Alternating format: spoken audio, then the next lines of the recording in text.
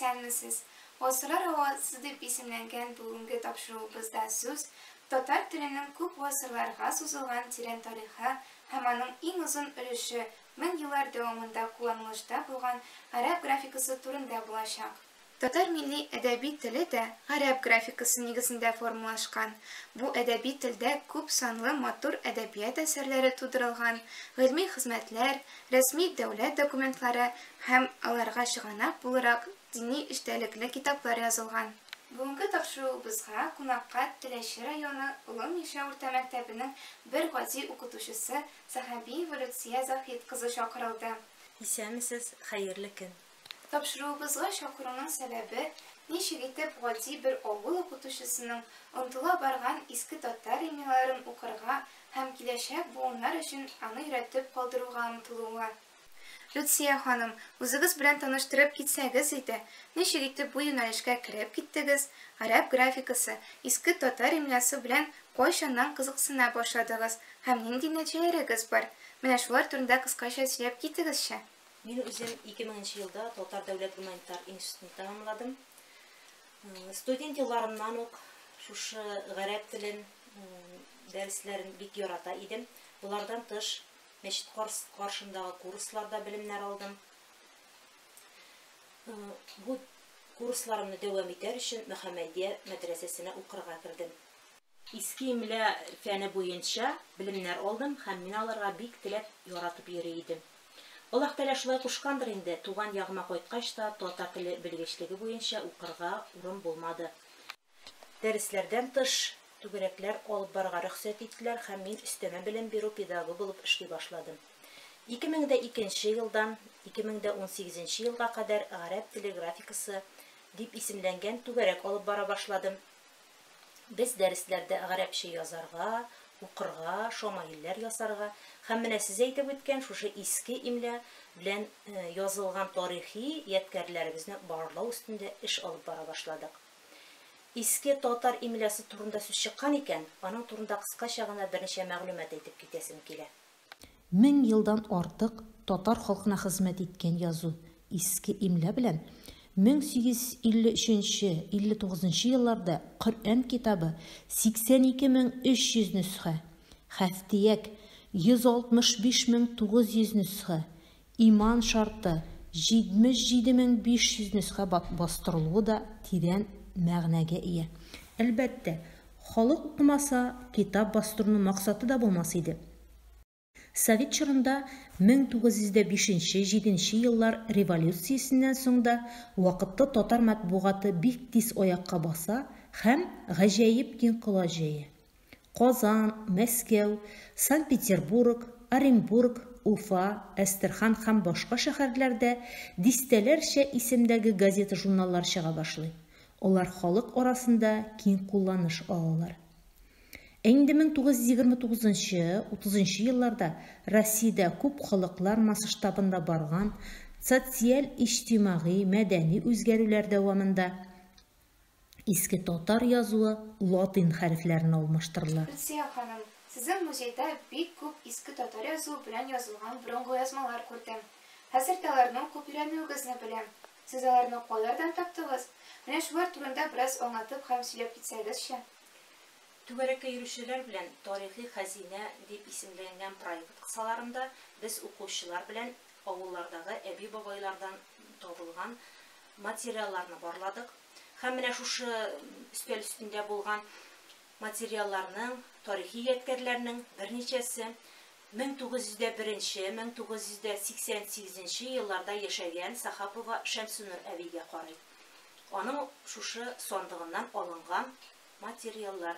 Табылган ядкәрләребез арасында 1926 елгы иске имля белән язылган таныклык һәм 1929 елда мәктәп укучысына биргән рәхмәт хаты да бар иде.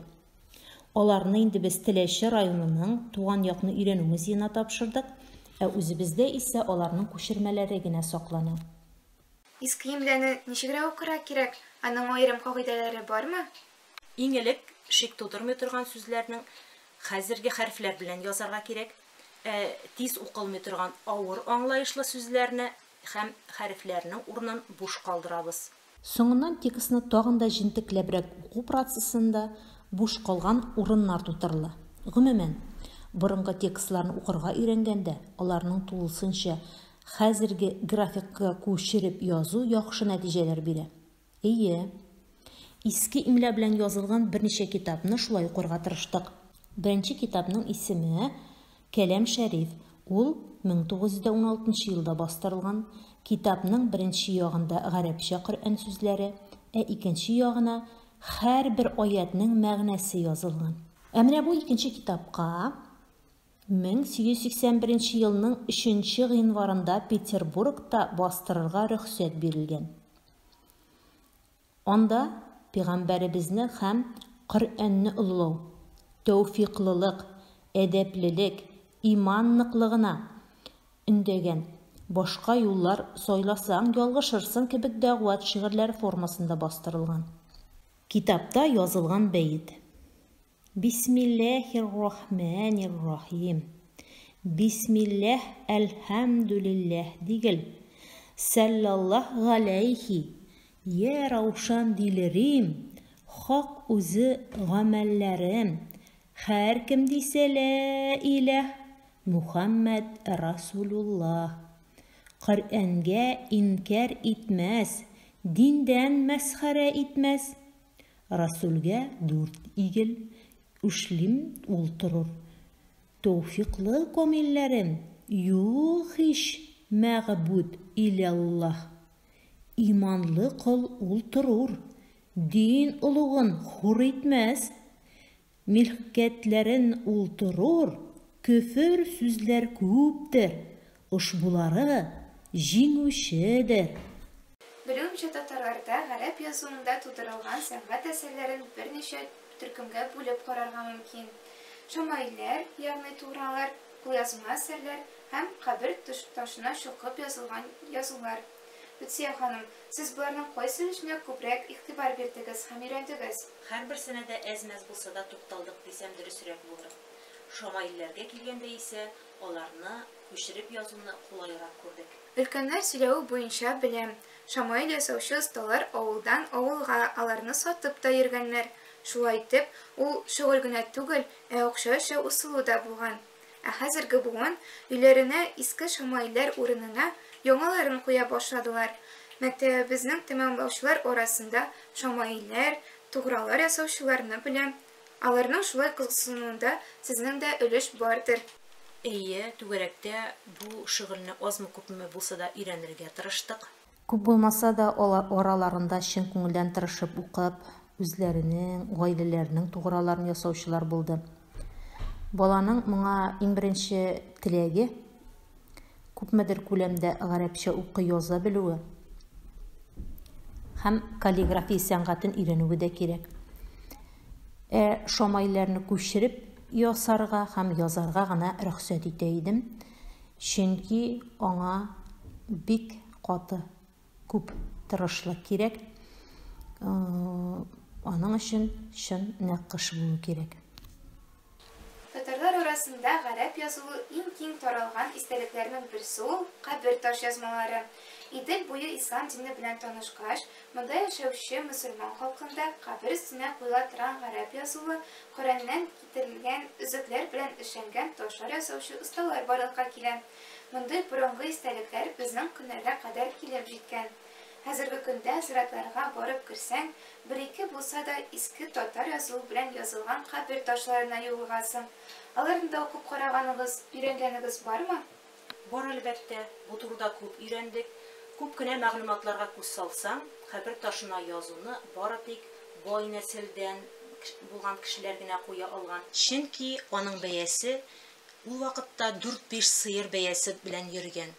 Кабер таш язмаларын өйрәнүче Галим Әхмәтҗанов сүзләренчә, хәтта ярлыраклар казык кына кагып куйганнар. Аның инде сәбәбен дә кайберләр сәбәбен дә язганнар. Кәримнең ише китеп үлде дигән язуларында күрергә мөмкин булган икән. Инде үзебезнең Түбән Савыршы авылы зиратында ремонт эшләре барганда укучыларыбыз да катнашты. Һәм алар игътибар иткәннәр бер ташландык кабергә. Аннан миңа килеп мөрәҗәгать итәләр укучылар. Лүтси апа, шул каберлекне бергә барып укып карыйк әле диләр. Мин дә каршы килмәдем. Укып карау гына түгел бит әле. Аннан соң аның кемнеке икәнен дә белергә кирәк, шулай бит. Туганнарын без барладык. Аның өчен өлкәннәр белән аралаштык, сөйләштек. Язу нинди генә телдә булмасын, ул кулланылырга тиеш. Әйе, үз тарихын белмәгән шәхес киләчәктә үзе дә эреп юкка чыгачак дигән гыйбарәне ишетеп беләм. Лүтсия ханым, тапшыруыбызның ахырында сезгә яхшы теләкләр генә телисе килә. Бу эшегез тукталып калмасын, киләчәктә дә дәвам итсен. Язуларда күпме зиһен байлыгы, халыкның тәрбияви тәрҗемәсе, тел хәзинәсе. Шундый язылу сәнгате булган халык булуыбыз белән горурланырга тиешбез. Әңгәмәгез өчен зур рәхмәт. Рәхмәт, сау булыгыз.